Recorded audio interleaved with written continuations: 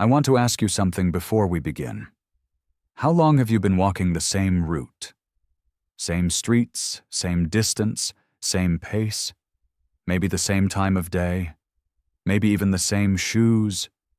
You go out, you come back, you feel like you've done something good for yourself. And in many ways, you have. I want to be clear about that from the start. I'm not here to tell you that walking is bad. That's not what this is about. But I want to tell you something that I've been thinking about for a long time, something I've noticed across years of seeing patients, and something that almost never comes up in the usual conversations about health and aging and staying active. The habit isn't the problem. The habit done the same way, every day, without awareness, for years. That's where something more complicated begins to happen. Especially after 50, and most people have no idea it's happening, because it doesn't hurt. Not at first. It just quietly shapes the body in directions that, eventually, you can't quite explain. I've been practicing medicine for a long time, long enough to have followed some of my patients across decades, long enough to notice patterns that don't show up clearly in any single visit, but become obvious when you look across years of someone's life. One of the patterns I keep returning to, the one that prompted everything I want to share with you today, involves people who do everything right. People who are conscientious about their health, who stay active, who have a consistent routine they maintain with real dedication. And yet, somewhere in their mid-50s or early 60s, things begin to shift. Subtle things. A persistent stiffness that doesn't quite resolve. A fatigue that sits differently than it used to. Discomforts that seem to arrive without an obvious cause because nothing particular happened. Nothing was injured, nothing changed dramatically. The routine stayed exactly the same. That's actually the point. I had a patient, a woman in her late 50s, someone I'd known for years, who walked every morning without exception. 6 days a week, same loop around her neighborhood, same 45 minutes, same moderate pace. She was proud of this routine, and she had reason to be. It represented years of commitment and consistency.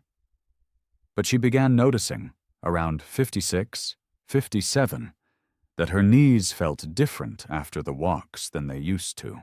Well, not painful exactly, not in a way she felt she could report as a complaint. Just different. A heaviness that stayed with her into the afternoon. A subtle reluctance in the joints that hadn't been there before. She assumed this was simply aging.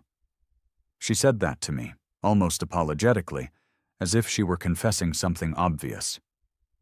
I know, I'm getting older. And I told her what I want to tell you now. Aging is real, and the body does change, but not everything that feels like aging is simply aging.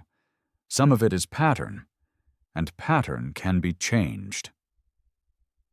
Here's what I want you to understand about the body after 50, because I think this is the piece that most people are missing, and once you have it, a lot of things begin to make sense. The body is, at its core, an adaptation machine. It responds to what you consistently do. It shifts its structure, its resources, its priorities toward whatever it is called upon to do repeatedly. This is a remarkable thing. It's why regular exercise makes you fitter, why practice makes skills more automatic, why the brain forms habits at all. Repetition produces adaptation. But adaptation is not always in the direction we intend. And after 50, the nature of adaptation changes in ways that are important to understand. When we're younger, the body has a greater capacity to absorb repetitive stress. The joints tolerate it. The muscles recover from it. The connective tissue, the tendons, the ligaments, the cartilage that cushions and connects everything, has more elasticity, more regenerative capacity, more ability to bounce back from the demands placed on it. The young body is, in a sense, more forgiving. After 50, where that forgiveness narrows, not disappears, narrows. The cartilage in the joints is less resilient than it was. The tendons take longer to recover from repeated loading. The muscles, without deliberate attention to maintaining them, tend toward a kind of quiet diminishment, losing mass and flexibility not dramatically, but steadily. The body still adapts. But now it adapts with less margin for error. And the repetitive stress that it once absorbed without complaint begins slowly to leave a mark. This is not a reason to stop moving. It is a reason to move with more awareness than you did at 35. The people I worry about most are not the ones who are sedentary. Those conversations are different and perhaps more obvious. The people I find myself thinking about are the ones who are active, genuinely active, but active in a way that never changes. The same workout, the same walk, the same routine, month after month, year after year. Because what the body experiences in that situation is not the benefit of consistent exercise. It experiences something more specific. The cumulative stress of a single repeated pattern applied to the same structures, in the same way, without variation, without rest, without adjustment for how the body is changing. And that is different from exercise. That is wear. Let me describe something I see quite regularly because I think it will be recognizable to many people watching this. Someone after 50 establishes what they consider a healthy morning routine. They walk, and walking is genuinely good. I want to keep saying that. But they walk the same route, on the same hard surfaces, at the same pace, without paying any particular attention to how their body feels on any given day. They don't stretch before or after because they never needed to. They wear the same shoes they've worn for 2 years because they're comfortable, because they know them. And they do this every day because consistency is the point, because missing a day feels like failure. What happens to the body in this scenario is not dramatic. There's no injury, no single moment where something goes wrong. What happens is the accumulation of small, repeated stresses on structures that are no longer quite as resilient as they were when the habit began. The joints of the hip and knee absorb the impact of every step. When you're walking on hard pavement, as most people do because that's where sidewalks are, the shock of each footfall travels upward through the foot, or the ankle, the knee, the hip, the lower spine. In younger bodies, that shock is well absorbed. The cartilage is thick enough, the muscles surrounding the joints strong enough to dissipate it efficiently. But over time, particularly when the surrounding muscles have weakened, and they do weaken subtly, without exercise specifically targeted at maintaining them, the joints begin to bear more of that load directly. The cartilage, which has no blood supply of its own, and relies on the mechanical compression and release of movement to stay nourished, can only tolerate so much repetitive loading before the nourishment fails to keep up with the stress. Most people don't notice this at first. The first sign is usually not pain. It's something more subtle, a stiffness that takes a little longer to resolve in the morning than it used to. A slight ache in the knee or hip that arrives not during the walk but an hour or 2 afterward. A sense that the joints feel older than the person feels, which is how some of my patients have put it. They feel fine. Their joints feel like they're carrying something extra. And they keep walking, because the walk feels good while it's happening, because the habit is established, because stopping feels wrong.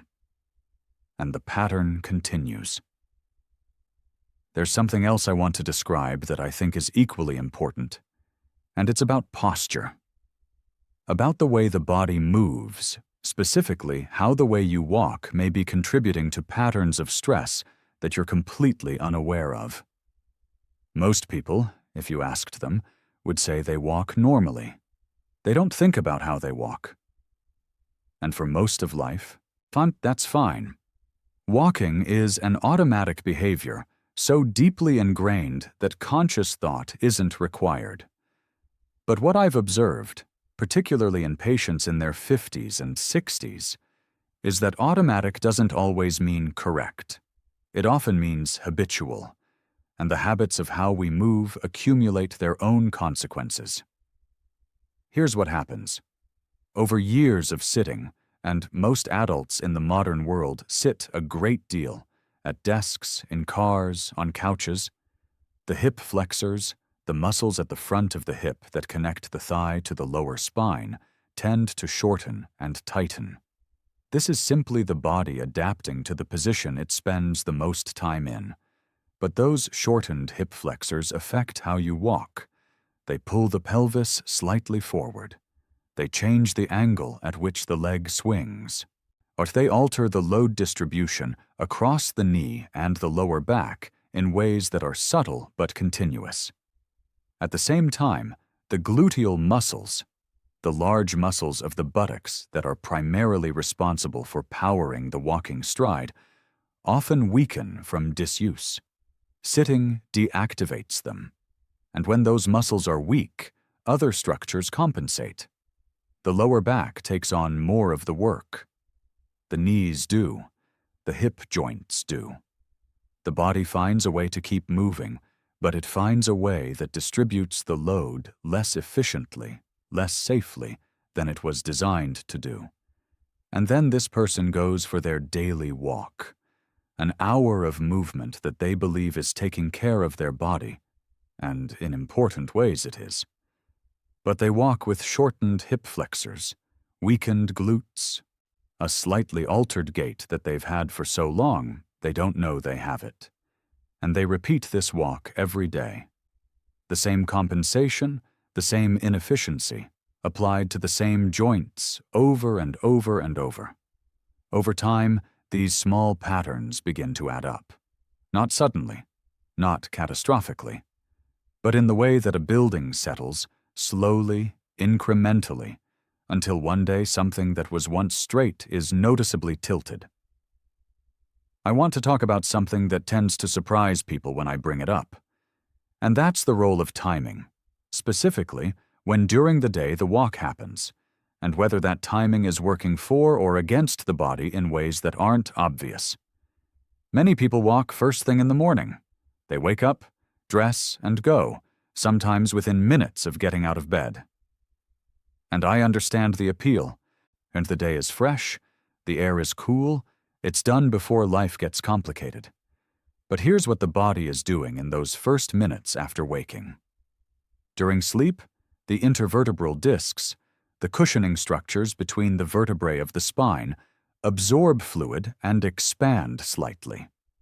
This is a normal, healthy process. But for the first 30 to 60 minutes of waking, those expanded discs are under slightly more mechanical strain than they will be once the body has been upright and moving, and the excess fluid has dispersed. For most younger people, this doesn't matter. The margin is wide enough. But for someone in their 50s or 60s, particularly someone with any existing changes in spinal disc health, which is common, often asymptomatic, and often simply part of how the spine ages, going from horizontal directly into a sustained walking session without allowing the body time to warm up and adapt, may be adding a subtle, repetitive stress to structures that are already working with less margin than before. This is not the same as saying, don't walk in the morning. I want to be careful about that. What I'm saying is that for many people over 50, a brief period of gentle movement before the walk, not a full workout, not anything demanding, allows the body to transition more safely from the state of rest to the demands of sustained activity. 10 minutes. Something that brings circulation to the joints, that reminds the muscles of their role, that allows the spine to find its equilibrium before you ask it to support an hour of forward motion. Most people skip this entirely, not because they've made an informed decision that they don't need it, because it simply never occurred to them, because it wasn't part of the routine they established years ago, and the routine has stayed exactly as it was. There's a pattern I've observed that I think deserves more attention than it typically gets, and it concerns what happens to the body when it is never genuinely challenged in the right direction. Walking maintains a certain baseline of fitness. It keeps the cardiovascular system active. It moves the joints through a range of motion. It burns some energy. For someone who is largely sedentary, it's a meaningful and important addition to their life. But for someone who has been walking regularly for years and has made it their primary form of exercise, walking, not at that person's accustomed pace, on their accustomed route, may not be providing the stimulus the body needs to maintain the strength and resilience that protects the joints, the bones, and the overall physical structure over time. Here's what I mean. After 50, the process by which the body maintains muscle mass changes. It becomes less efficient. The muscles become somewhat less responsive to ordinary activity and require a more deliberate stimulus to maintain their mass and strength. This is a well-established aspect of aging physiology, and it's one of the most important things I wish more people over 50 understood. The stimulus that walking provides is real, but it may not be sufficient to maintain the muscular strength that the joints depend on for protection. And when those muscles diminish, as they will, if nothing is done to specifically maintain them, the joints bear more of the mechanical burden. The bones experience less of the loading stimulus that helps maintain their density. The body, over time, becomes somewhat less able to do what it needs to do, and the person continues their walk every day, believing they are doing what they need to do, and they are doing something important. But it may not be enough, and the gap between what they're doing and what the body needs widens so gradually that by the time the difference becomes noticeable, it has been years in the making. I see this in patients who develop what is sometimes called sarcopenia, the gradual, age-related loss of muscle mass. They're not people who have been idle. Many of them have been quite active, but active in a way that didn't specifically address the maintenance of muscle tissue. They walked, they gardened, they stayed busy. And yet the muscle mass declined anyway, because the body after 50 requires something more targeted, more deliberately challenging than consistent, moderate activity alone. I want to say something now about the signals the body sends, because I think this is perhaps the most important piece of everything I've discussed. The body communicates. It has been communicating with this person for years, through the morning stiffness that takes a bit longer to resolve, through the fatigue in the legs that arrives earlier in the walk than it used to, through the subtle joint discomfort that appears a few hours after the walk ends, through the sense that recovery takes longer than it once did. But these are not random. They are not simply getting older. They are information. But most people have learned, through years of being told to push through, to be consistent, to not make excuses, to override these signals, to treat them as inconveniences rather than communications. And so the signals continue, quietly, while the pattern continues, unchanged.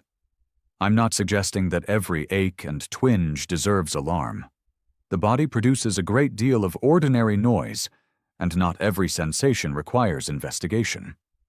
What I'm suggesting is something more nuanced, that the pattern of sensations, the consistency of them, the relationship between them and a particular activity, the way they've changed over time, is information worth paying attention to, worth reflecting on, honestly, and worth mentioning to a physician who can look at the whole picture. One of my patients, a man in his early 60s who had been walking 6 miles a day for nearly 15 years, came to me with a complaint he described as difficult to articulate. He said he felt worn. Not tired, not in pain exactly, just worn, like something had been used past its comfortable service range. We talked at length about his routine, about how it had never changed, about how he'd never thought it needed to. And when I examined him, I found exactly what I expected to find. The joints were showing changes consistent with years of repetitive loading without adequate recovery, without adequate variation, without the supporting musculature that would have distributed the stress more evenly. He had been doing something genuinely healthy for 15 years. And he'd also, without knowing it, been doing something that needed adjustment. Both things were true. We made changes. Gradual ones, not a sudden overhaul, which the body doesn't respond well to either. He added resistance work twice a week, targeted specifically at the muscles surrounding his hip and knee joints. He varied his surfaces, alternating between pavement and softer ground. He allowed 2 days of full rest each week rather than walking every single day. He started taking 10 minutes before each walk to move gently and deliberately. Over the following months, the feeling of being worn began to lift. Not entirely, and not immediately, but measurably. I want to bring this to something practical, because I think everything I've said today only has value if it translates into something useful. But the question isn't whether to keep walking. Please keep walking. The evidence for the benefits of regular walking, for the heart, the circulation, the mood, the metabolic health, the function of almost every system in the body. That evidence is overwhelming and consistent. Walking is good. I will never tell you otherwise. The question is whether you're walking with awareness. Whether you've thought recently about how you walk, when you walk, what you walk on, how you prepare for it, and how you recover from it. Whether the routine you established years ago still fits the body you have now, which is not the same body it was when the routine began. Because the body changes. This is not pessimism, it's just biology. The body at 55 is different from the body at 40. The body at 65 is different again. And a routine that was perfectly calibrated for one version of the body may be asking too much, or the wrong things, of a later version. What I'd encourage you to think about is variation. Not in the sense of abandoning what works, but in the sense of introducing enough variation that the body is never absorbing the same stress in the same way on the same structures day after day without relief. Different surfaces, different distances, different paces. Days that are more demanding alongside days that are deliberately gentle. And, for most people over 50, something specifically directed at maintaining the strength of the muscles that support the joints. Because walking alone, even done consistently for years, often doesn't address this adequately. Think also about the warm-up. About those 10 or 15 minutes before the main activity that give the body time to transition from rest to effort. This is not wasted time. It's preparation that becomes more important, not less, as the years pass. And it's something that most people skip because they never thought they needed it, and they didn't, perhaps, at a younger age. But the body is different now. What it needs is different now. And think about the signals your body sends.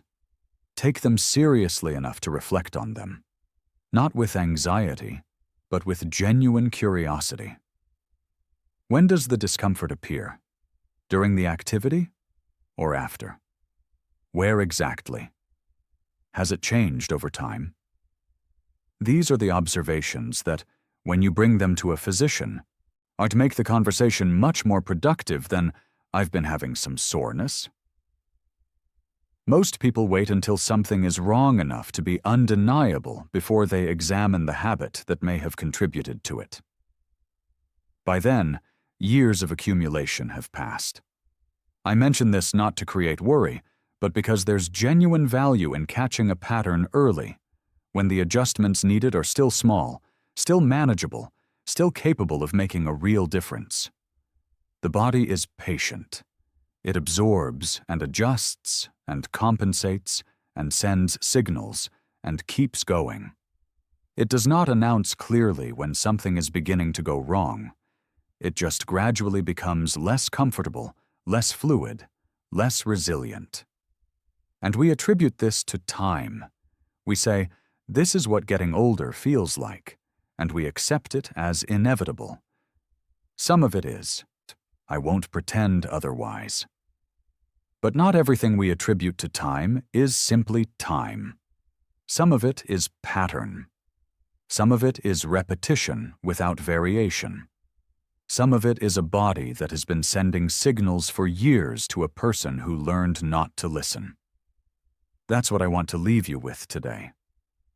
The habit you've built, the daily walk, the consistent routine, the commitment to staying active, that is something to be genuinely proud of. It speaks to a care for your own body that many people don't have. But care and awareness are two different things, and I think what's needed now, at this stage, is to bring the awareness to match the care. Walk. Please walk. But walk with the body you have now, not the body you had when the habit started. Walk with attention to how it feels, not just during but before and after. Walk on surfaces that vary. Walk at paces that change. Rest the days the body asks to rest. And do the other work, the work that walking doesn't do, the work of maintaining the strength that protects everything the walking depends on. The conversation I hope you have after watching this is not one of alarm or urgency. It's a quieter conversation, one you have with yourself, honestly, about whether the routine you're proud of is still serving you as well as you believe it is. And perhaps a conversation with your doctor, where you bring this question genuinely rather than waiting for something to hurt badly enough to force the appointment. Because the best time to examine a pattern is not after it has produced its full consequence. It's while the adjustment is still small, while the body still has the range to respond. So, before I close, I want to say something about what I've described today in its proper proportion.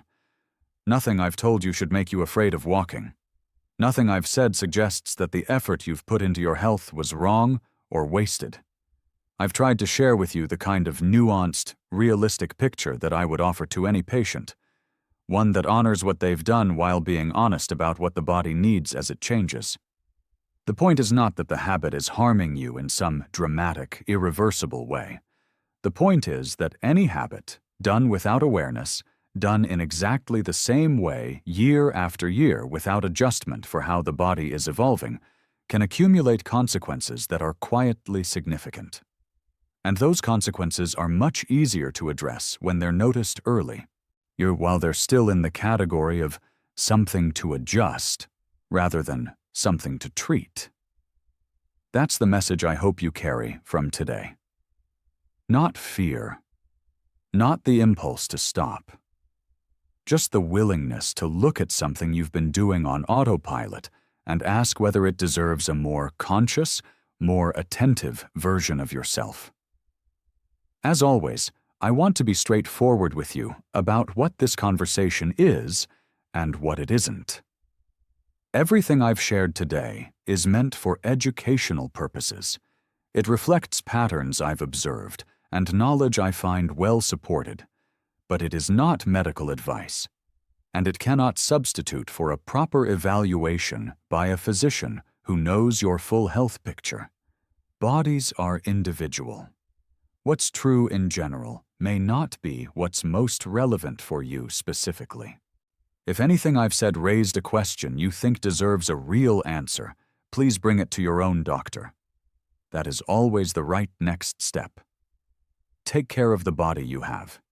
It is the only one you'll ever get, and it is more responsive to attention than most people believe.